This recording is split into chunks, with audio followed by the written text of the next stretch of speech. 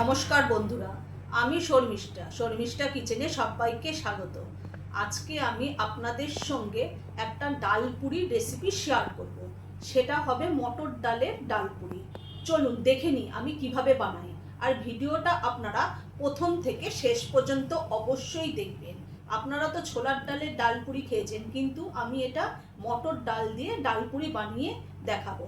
চলুন। আমি ডালপুরি তৈরি করব, তার জন্য আমি এখানে মটর ডাল নিয়ে নিয়েছি। মটর ডালটাকে আমি 6 ঘন্টা আগে ভিজিয়ে জল থেকে তুলে নিয়েছি। এবার আমি এটা মিক্সিতে পেস্ট করে নেব। মটর ডালের সঙ্গে আমি একটা কাঁচা লঙ্কা নিয়ে নিয়েছি, সেটাকেও পেস্ট করে নেব। আমার মটর ডালটা পেস্ট করা হয়ে গেছে। এবার আমি একটা পুর তৈরি করে নেব। আমি গ্যাসটা ধরিয়ে দিয়ে কড়াইটা বসিয়ে দিয়েছি। কড়াইয়ের মধ্যে আমি অল্প একটু তেল দিয়ে দেবো। আমি অল্প একটু সাদা তেল দিয়ে দিচ্ছি। তেলটা ভালোভাবে গরম হয়ে গেছে। তেলের মধ্যে আমি কালো জিরে দিয়ে দেবো। কালো জিরেটাকে একটু ভেজে নেব। কালো জিরেটা ভাজা হয়ে গেছে। এর মধ্যে আমি ডালটা যে পেস্ট করে রেখে দিয়েছিলাম সেটা দিয়ে দেবো। আমি স্বাদ মতো নুন দিয়ে দেবো। এখানে আমি কিছু উপকরণ দিয়ে দেবো। আমি অল্প একটু হলুদ গুঁড়ো দিয়ে দিলাম। হাফ চামচ আমি এখানে জিরে গুঁড়ো দিয়ে দেবো। হাফ চামচ ধনে গুঁড়ো আর 1 চামচ আমি গোলমরিচ গুঁড়ো দিয়ে দিলাম। আর হাফ চামচ আমি গরম মশলা গুঁড়ো দিয়ে দিলাম। আমি সব কিছু ডালের সঙ্গে একেবারে মিক্সড করে নেব। আর ডালটাকে একদম শুকনো শুকনো করে ভেজে আমি এটাকে পুরটা রেডি করে নেব।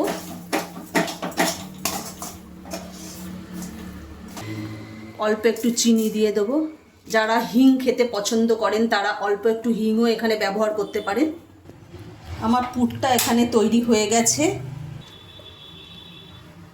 আমি ডালপুরির জন্য যে ময়দাটা আমি মাখবো, তার জন্য আমি এখানে একটা বাটিতে করে গরম জল বসিয়ে দিয়েছি। উষ্ণ গরম জল করে নেব। আমি ডালপুরির জন্য এখানে ময়দা এবং আটা দুটো মিক্সড করে আমি ডালপুরিটা করে নেব। এখানে আমি ময়দা নিয়ে নিচ্ছি।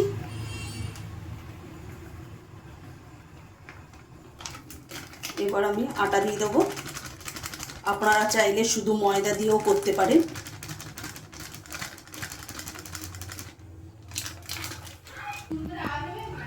আমি পরিমাণ মতো এখানে নুন দিয়ে দেবো। অল্প একটু চিনি দিয়ে দিলাম।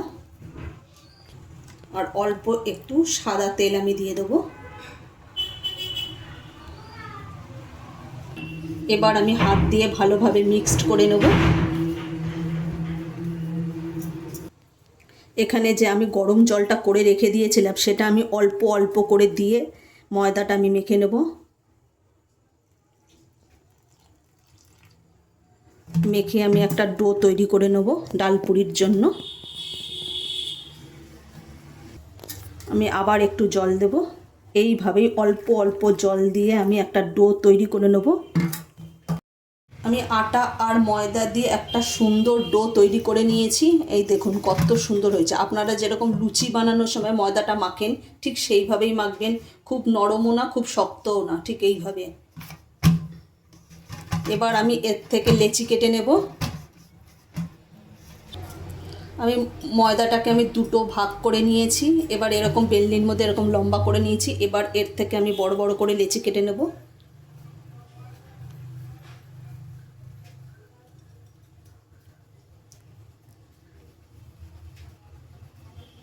এইভাবেই আমি বড় বড় করে একটু লুচির থেকে একটু বড় আমি লেচি করে নেব। এখানে আমি 7টা লেচি কেটে নিয়েছি। বাদবাকি এই ময়দাটা আমি রেখে দেব, এটা আমার লাগবে না। এবার আমি ময়দাটাকে এইভাবে আগে গোল করে নেব। এবার মাঝখানটা একটু গর্তর মতো করে নেব।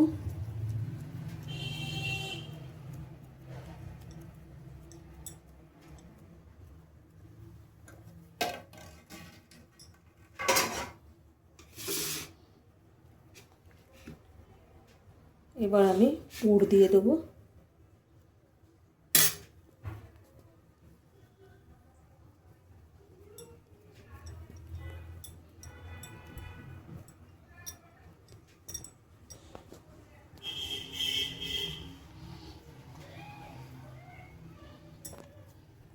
আমার একটা হয়ে গেছে, আমি আর একটা বানিয়ে নেব।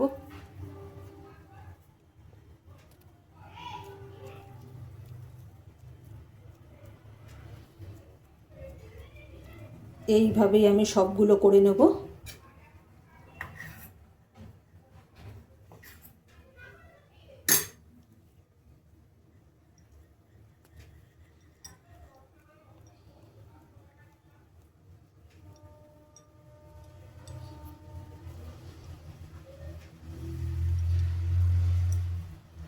এইভাবেই আমি সমস্ত গুলো করে নেব। আমি গ্যাসটা ধরিয়ে দিয়ে কড়াইটা বসিয়ে দিয়েছি। কড়াইয়ের মধ্যে আমি সাদা তেল দিয়ে দেবো।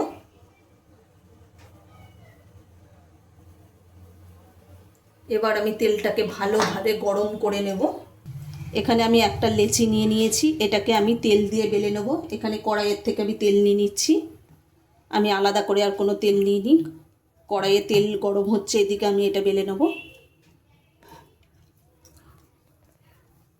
আলতো হাতে এটাকে বেলে নেবেন, এভাবে আস্তে আস্তে করে।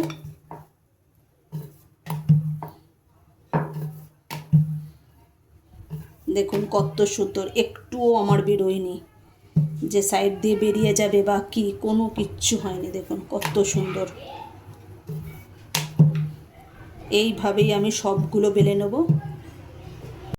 তেলটা ভালোভাবে গরম হয়ে গেছে, এবার আমি ডালপুরিগুলো ভেজে দেবো। একটা আমি ছেড়ে দিলাম তেলের মধ্যে।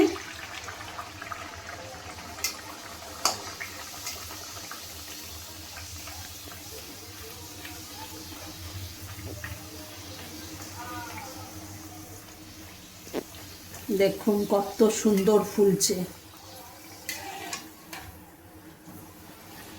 আর সাইজটা দেখেছেন, একদম অনুষ্ঠান বাড়ির মতো একেবারে। একবার এইভাবে অবশ্যই বাড়িতে বানিয়ে খেয়ে দেখুন, তারপরে আমাকে কমেন্ট করে জানাবেন যে আপনাদের কেমন লাগলো ডালপুরিটা। আমার একটা হয়ে গেছে, এবার এটাকে আমি তুলে নেব। আমি আর একটা ছেড়ে দিচ্ছি কড়াইয়ের মধ্যে। দেখুন এই ডালপুরিটা কেমন ফুলেছে। আমি কিন্তু কোনো খাবার সোডা বা কোনো কিছুই ব্যবহার করিনি। দেখেছেন কত সুন্দর।